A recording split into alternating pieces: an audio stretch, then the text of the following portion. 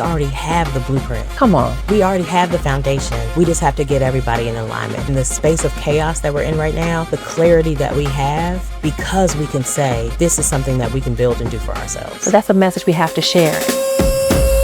Tenacious Teachers, sparking ambition, sparking dreamers, critical thinkers, friendships hands, the future's inkers. Today I sit down with Naomi Shelton, the CEO of the National Charter Collaborative, a network of education leaders of color who collectively serve nearly 250,000 students across the country. Naomi, we made it. We did. Schedules aligned. Our mics are on. We are here. Welcome to the podcast. Listen, I'm happy to be home and I'm happy to be here. So thank you. So I like this. You're happy to be home. So I think for our listeners and our watchers, I think they should know where we sit today. Absolutely. We are at the Friendship Public Charter School Armstrong campus. It's in the heart of Washington, D.C. That's right. It is led by an incredibly tenacious and courageous CEO, Patricia Brantley, your friend and mine. Mm-hmm. Friendship has been leading incredible student outcomes for nearly 30 years. And I am grateful and I'm appreciative of the inspiration and really the support they give this platform. So if you don't know Friendship, you need to get to know them. Indeed. Right? It's one of my favorite schools to brag on. Absolutely. So I want to start with a question that we really pose to everyone who joins the podcast. In this moment in public education and really education at large, how do you as a leader feel you need to be most tenacious? Well, working in the charter space is a place that you have to be tenacious. The autonomy, but also the innovation that shows up in this space, there's no other way to operate. Thinking through what it looks like to support leaders, but also continue to find ways to improve what we do, to improve student outcomes. It means you cannot follow the status quo. You can't follow the rules. You have to think outside the box. And I am proud to have not only thought outside the box in this role, but in the roles that led me to this space. Having been in the HBCU space for more than 10 years, but also being a graduate of an HBCU that was innovative and thoughtful about how it brought folks into the next century. Every day is about being tenacious. So you've got on your Tougaloo gear. I do. You're repping Tougaloo from Jackson, Mississippi. Every single day. So you talked about not adhering to the status quo. You talked about, I think, in a smart way, I would say, I'm sure in a strategic way, we're not going to be confined by the rules of just the past. So what does that really mean for someone who works in public charter schools? Absolutely. So I am a fourth generation of Tougaloo College. My mother, my grandmother, and my great-grandparents all attended Tougaloo. And our motto is really simple: where history meets the future. And that has been a guidepost for me throughout my career. Of course, it matters that you have an anchor and a legacy and all of those things, but that also means that you're able to incubate so that you can thrive in spaces no matter what. And so I've seen the charter space do just that. So it's interesting. So in our first episode, I talked to Dr. Hakeem Lucas, who is the president and CEO of Virginia Union University. And he talked about his perspective on the blueprint and how it requires him to be tenacious. You know, it's one of these things where you think, I need to build something for students who desperately need it right now. And they can't necessarily afford to wait. That's right. Till the bureaucracy catches up. That's right. What I've noticed here in DC is that it's developed into a really strong balance. That's right. Right? That's exactly right. What do you think about that? Nearly half of the students in DC are educated in public charter schools. I served on the DC Public Charter School Board, which is the authorizer for charter schools here in DC. And in that time, being able to not only hold schools accountable, but open up the opportunity for new schools to be created, that is something that I don't take lightly. Schools like Friendship that have been around for more than 2 decades, how do we make sure that we're holding true to what their premise was, but also creating opportunity for new schools to come to light? What I appreciate about the charter space, but also how that connects to the work that I did at UNCF, is this is a pipeline. This is an ecosystem that can demonstrate what it means to have students go from high school on to college, and if they so choose, move back into that space. So, thinking about authorizing schools, that you're also thinking about the teachers, the leaders, and what does it mean for them to create the environment to make sure that students are able to thrive in society, but also to see Charter schools allow you to have more room and opportunity to do that instead of sitting in the bureaucracy and the red tape. And what is it that you can create outside of that? Because that is what we do as a people. That is what has been done over the last 200 years. And how do we make sure that we continue to hold true to that while creating new opportunity? So I spent about 6.5 years at UNCF building out their K-12 advocacy strategy. What do we need to do to make sure that grass top leaders understand how ed reform is something that we can reclaim, right? That reclamation of what it is that we did for ourselves can be done again in this context. Naomi, hold on a second, because you said something that was serious. Reclaiming ed reform. That's right. And so oftentimes we hear that word and you associate it with public charter schools. You get the side eye, you get a pushback, you get the hesitancy. It's almost a us versus them versus all of us in this together. Yeah. Can you help us draw a through line between what ed reform has always been, particularly among communities of color, and what ed reform is right now? Absolutely. So DC is the home base of what it means to have homegrown, community-grown schools. What I have found interesting in learning the history of education, public education here in DC, it is very clear that Black people were at the foundation of all of that, including and not limited to what has happened in the charter space. There was, of course, after the charter laws were passed, there was this proliferation of larger CMOs, so replication of schools that exist. But DC was one of those spots, one of those places where the people of color that started schools reflected the communities that they serve. So Black and brown leaders here. So long-standing institutions like Friendship, Cesar Chavez, that are led by Black and brown folks, that really changes what the narrative is in terms of what has happened across the country.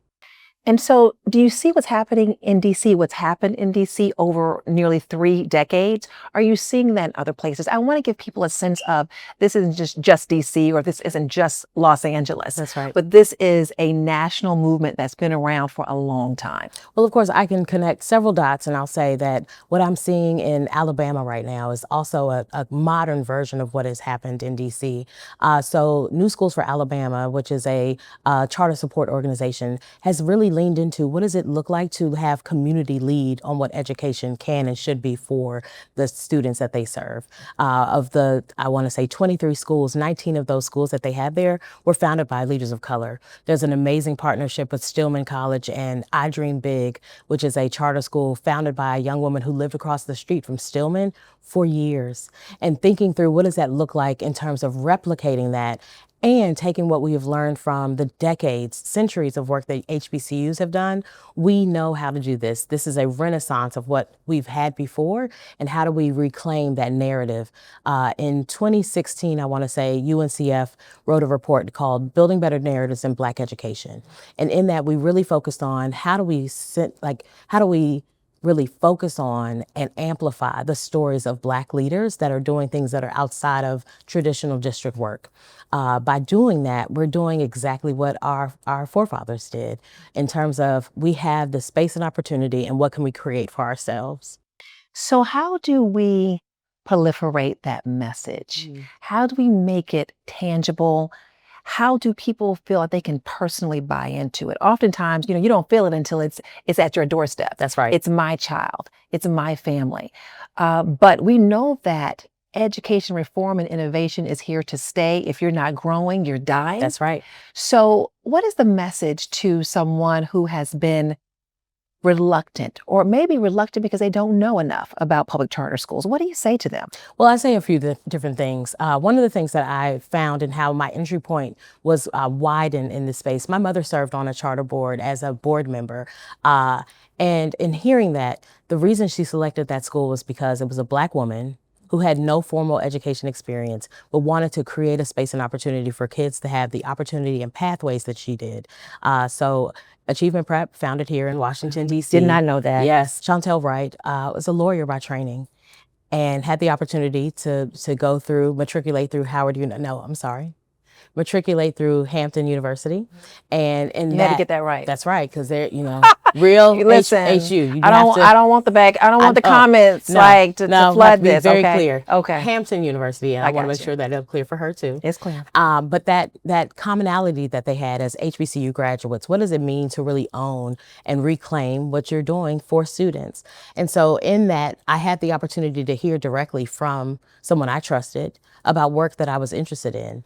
Having a Black woman say, not only do I appreciate what this woman is doing and how she is moving, I understand it because we have the same foundation, we're in the same sorority, and I know that I want to support the work that she is doing.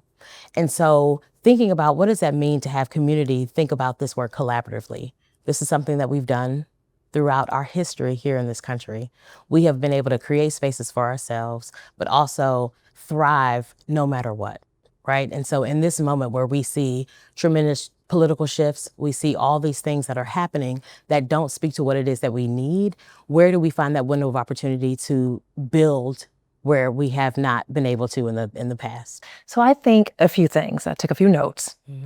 I like this. Own and reclaim for our students. Own and reclaim. Because we know that 30 years ago when, the charter law was passed, if you could take advantage of it, you did. That's but right. there was a group, a consortium of people of color, of Black people who said, you know what, this is a fresh opportunity for us to deliver on that promise in exactly right. education.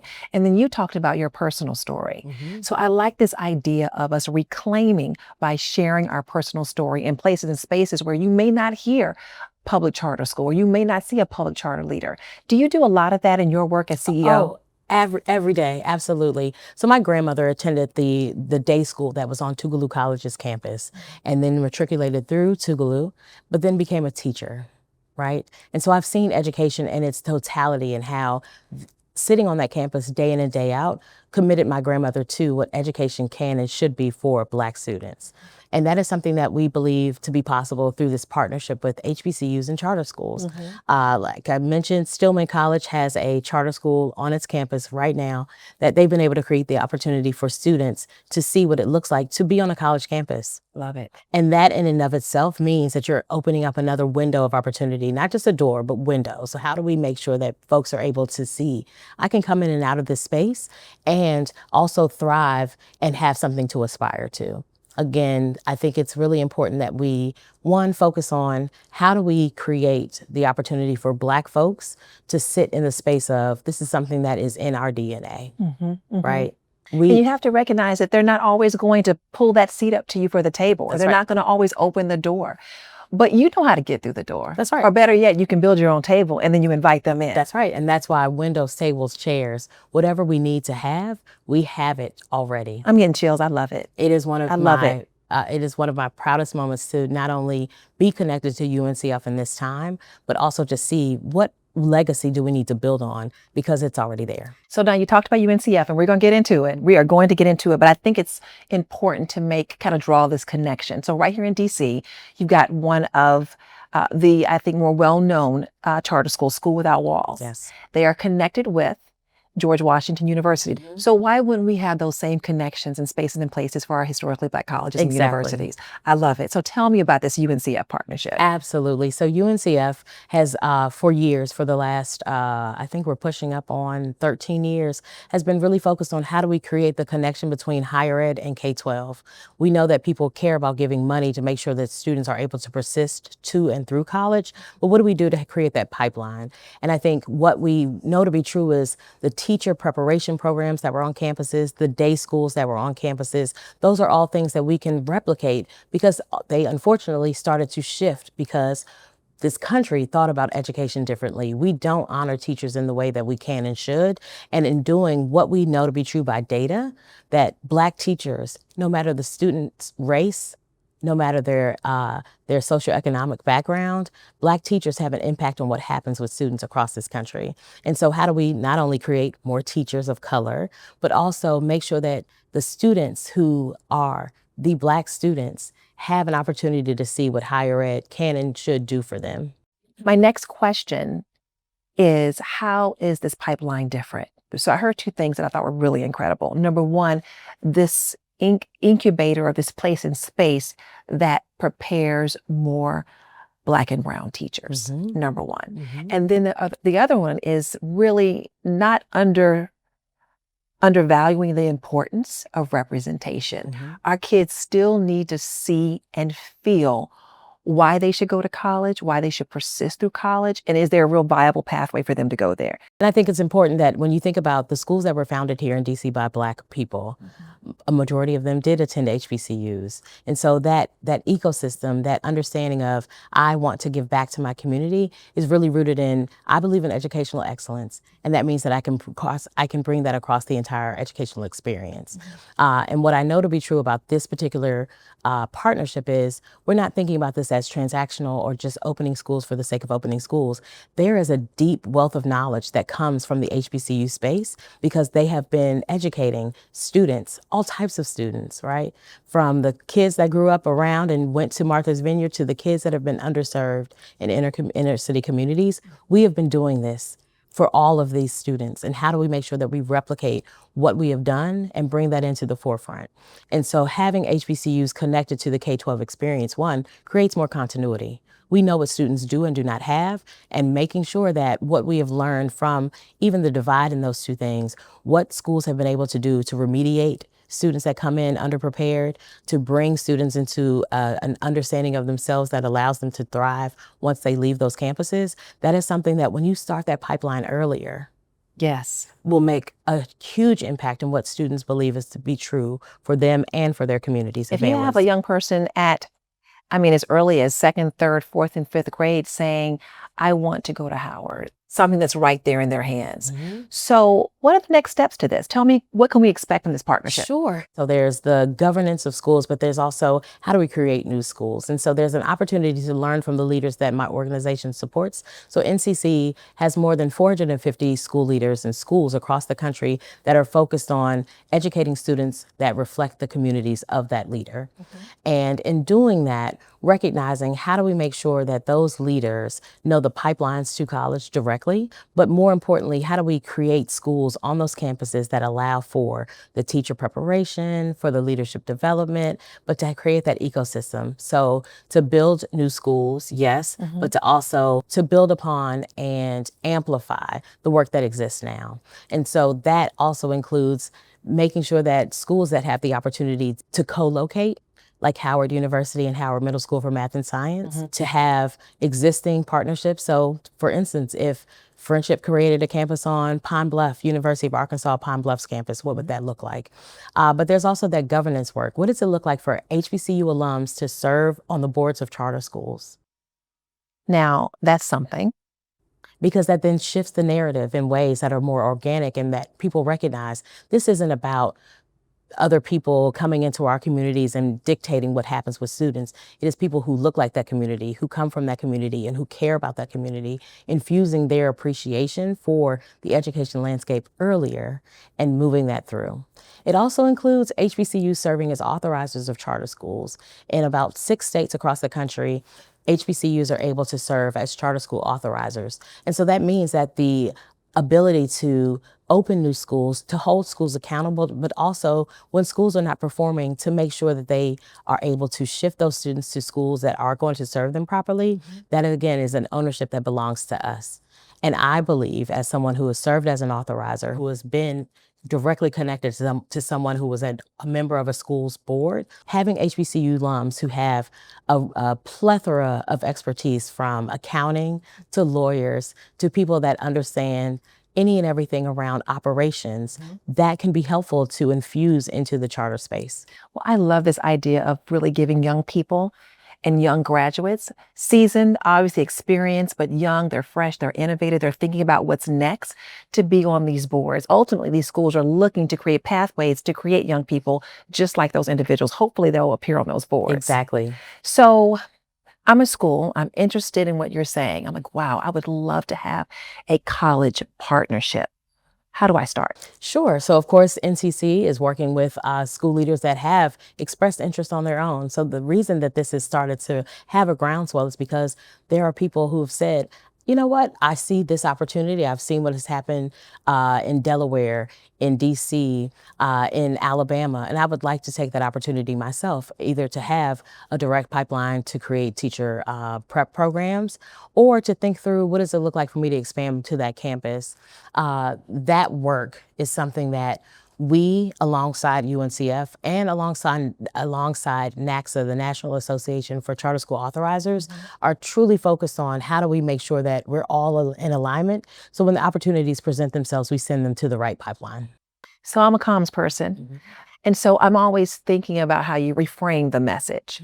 So for anyone who may be skeptical or may have some uncertainty about charter schools or just unaware, this partnership brings a sense of familiarity and a sense of ownership to the space. Redefining, what choice looks like. Because even you've got education reform, and then sometimes you have choice, and you say choice, and the conversation goes sideways. That's right.